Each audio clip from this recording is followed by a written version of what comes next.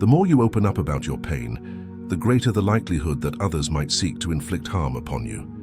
While this doesn't always happen, it's a common occurrence for some individuals to derive pleasure from witnessing your suffering or even actively contributing to it. This sadistic and envious behavior unfortunately exists in many people and can hinder personal growth in various aspects of life, whether at work, within a circle of friends, or even within the family. Therefore, it's crucial to learn how not to reveal your vulnerabilities, as this can ultimately become a source of strength. Picture yourself as a tree in the midst of a storm. While the leaves may flutter and the branches may sway, the trunk remains solid, deeply rooted in the earth. This image symbolizes silent resilience, and we will explore how adopting this mindset can make you even stronger. Imagine acting like a tree during a storm, leaving an impression that you're not easily affected by external or internal issues. Each challenge becomes a lesson, molding you to be like the tree.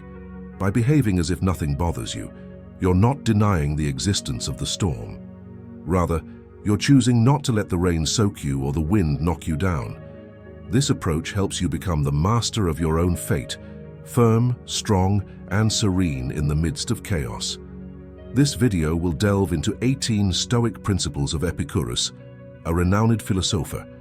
Additionally, I encourage you to embark on a journey of self-knowledge where strength arises not from the noise of thunder but from the silence of the light that illuminates your path. Therefore, in the next few minutes, focus on the content and avoid daily distractions. Let's begin. Principle number 1 emphasizes the importance of listening twice as much as you speak. Have you ever pondered why nature endowed us with 2 ears but only 1 mouth? According to Epicurus, this is not a random occurrence, but a deliberate design with a clear purpose. The intent is for us not to become enamored with our own voices, but instead to cultivate an appreciation for the voices of others. Epicurus suggests that true advancement in life comes from learning from others rather than incessantly repeating our own words. Therefore, starting today, make a conscious effort to pay more attention to what people around you are saying and reduce the emphasis on constantly reiterating your own perspectives. Principle number 2 advises adopting the mindset of always expecting the worst. One of the primary sources of anxiety and its debilitating consequences stems from the belief that unfavorable circumstances lie ahead in our future. We often fear scenarios such as our children abandoning their studies, facing termination at work, discovering a spouse's infidelity leading to divorce, or encountering financial ruin. The challenge is that these worries tend to shift from one concern to another, creating a perpetual state of stress. Epicurus proposes a radical yet effective approach. Consider that all the feared events have already transpired. By embracing this perspective, your mind can develop coping mechanisms to navigate challenges with resilience and maintain a sense of dignity. This mindset shift allows you to face life's inevitable problems with a prepared and composed spirit. Principle number 3 underscores the importance of preparing to fail, as it is the only pathway to progress. In our pursuit of the extraordinary, we often strive to avoid being labeled as foolish.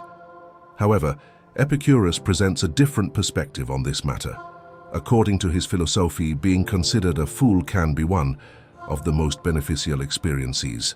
In Epicurus's view, being labeled as such provides a genuine opportunity for significant improvement both professionally and personally.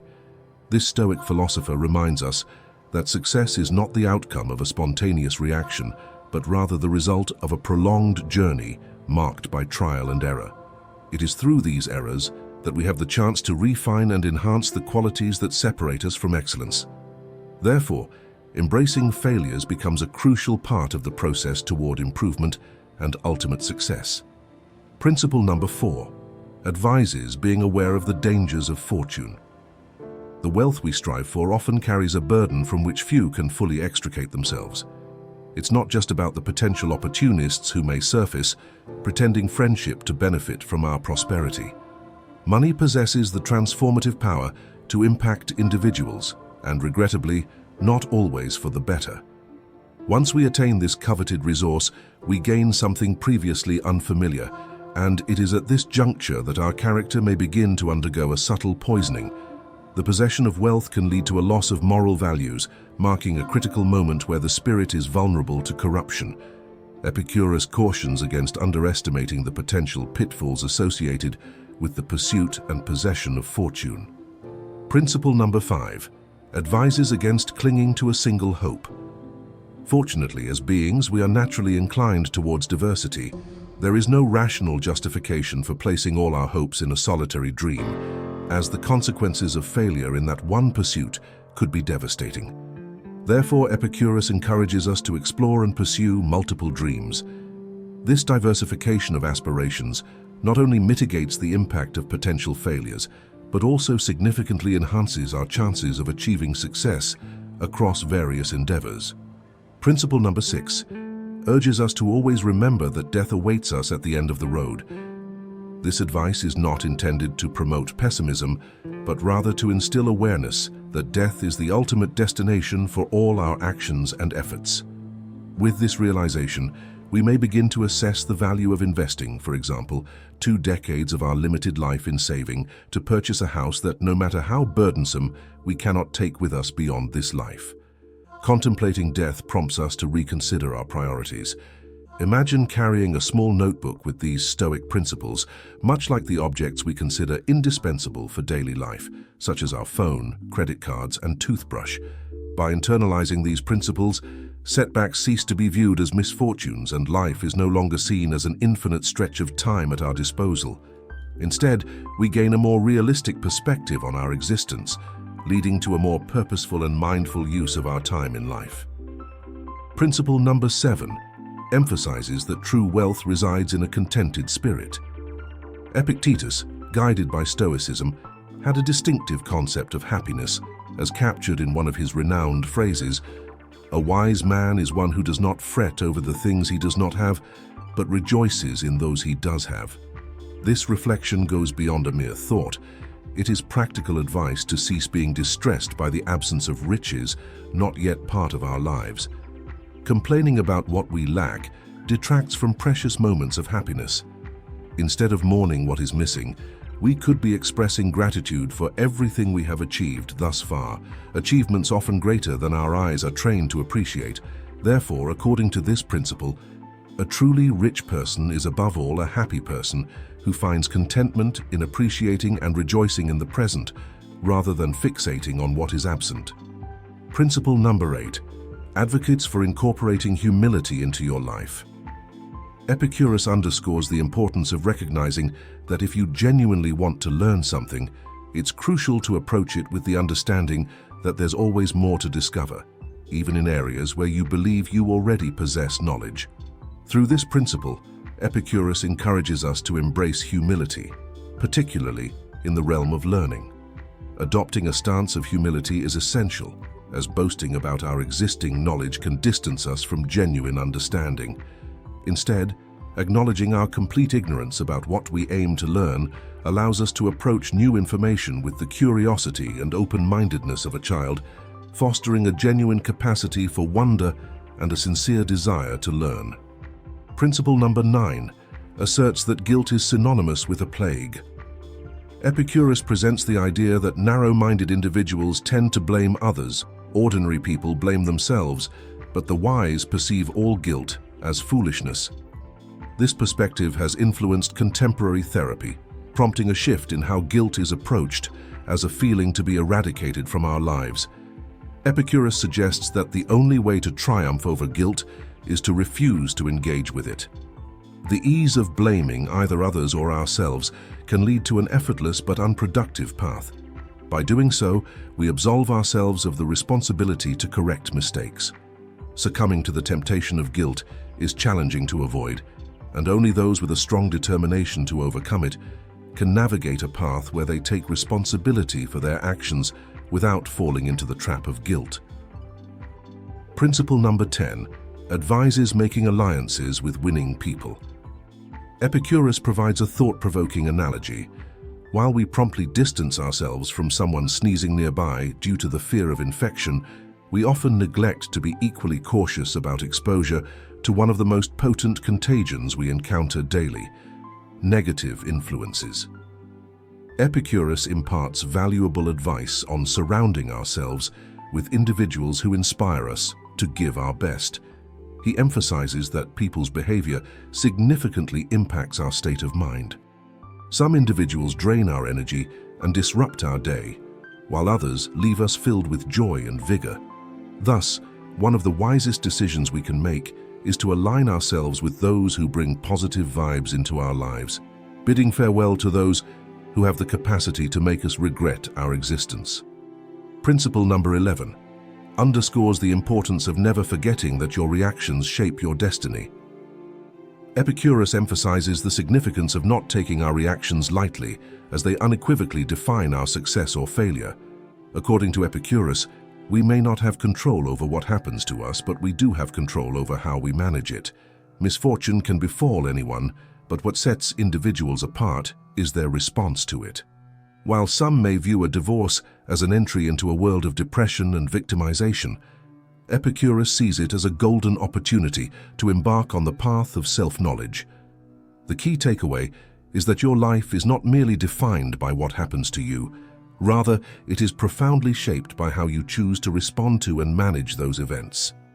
Principle number 12 advises that we always fulfill our duty. Each person has a role in society and the world, much like the sun doesn't need praise or enchantments to rise every morning. It simply does.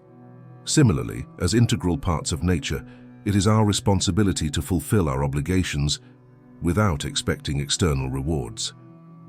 Epictetus highlights that if we wait for approval or praise to motivate us to do our work, we are failing both the environment to which we belong and ourselves. Understanding our tasks and recognizing that others depend on them impose a moral duty upon us to carry them out diligently without relying on external reminders or incentives. Principle number 13 advises against harboring hatred towards those who hate you. Instead, simply ignore them. You are far greater and entirely superior to someone who criticizes, despises, or discriminates against you. Epictetus encourages not wasting precious time on hating such individuals, as they don't even deserve to occupy your thoughts. The guidance is not to fear those who harm you, as their actions represent a regrettable attempt to inflict damage. Therefore, the best response is to ignore the negativity and become immune to the attempts to bring you down. By doing so, you maintain your own mental and emotional well-being, rising above the petty actions of those who seek to harm or criticize you.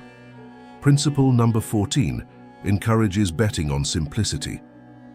The question arises, why choose a frugal lifestyle when we have the means to surround ourselves with various luxuries?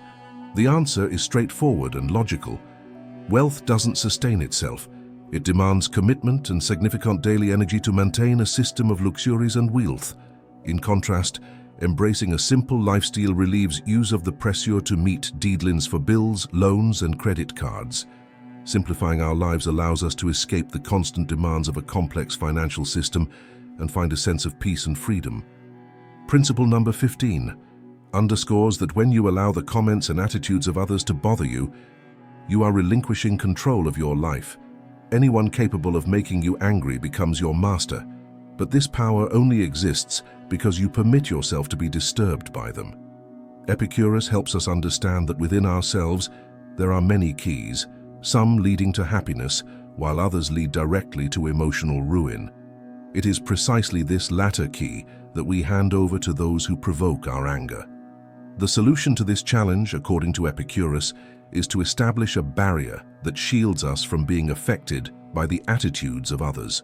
Each person is the owner of what they say and what they choose to listen to. And by erecting this barrier, we regain control over our emotional responses and prevent external influences from dictating our well-being. Principle number 16 asserts that friendship is above wealth. True wealth, according to Epictetus, lies in genuine friends who will stand by us if, one day, our material fortune dissipates. Therefore, the advice is to dedicate oneself to cultivating authentic friendships, as it represents a highly profitable long-term investment. The enduring support and companionship of true friends, in Epicurus' perspective, far outweigh the transient nature of material wealth. Principle number 17 advises always extracting the benefit from things.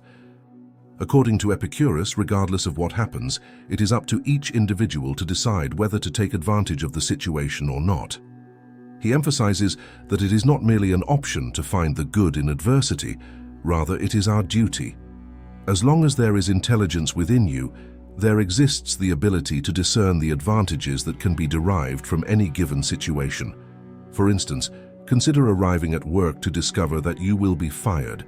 Instead of succumbing to despair and blaming the universe, you have the option to explore the entrepreneurial venture you once dreamed of while fulfilling your work schedule alongside people you may dislike. The key is to always seek the positive aspects in a situation. Over time, this mindset, when consistently applied throughout life, will undoubtedly propel you further than simply lamenting over challenges. Principle number 18 advises stopping worry about what is out of your control. According to Epictetus, you are the owner of your opinion, but not your reputation. While you have the desire and zeal for the search, you cannot control the amount of goods you have or your success. Worrying and becoming bitter about things beyond our control, Epictetus contends, is a decision to waste time. Epictetus calls us to cultivate values that we have the power to change. Simultaneously, it is our responsibility to let go of what is beyond our control and allow fate to take care of it. Stoic principles, in addition to being incredibly useful for everyday life, provide teachings that help us navigate challenging times with interest and resilience. The Stoic philosophy emphasizes practical application over mere theorizing, encouraging continuous learning and progress. If you've made it to the end, feel free to share your ideas and insights in the comments, and if you're new to the channel, please subscribe. See you soon.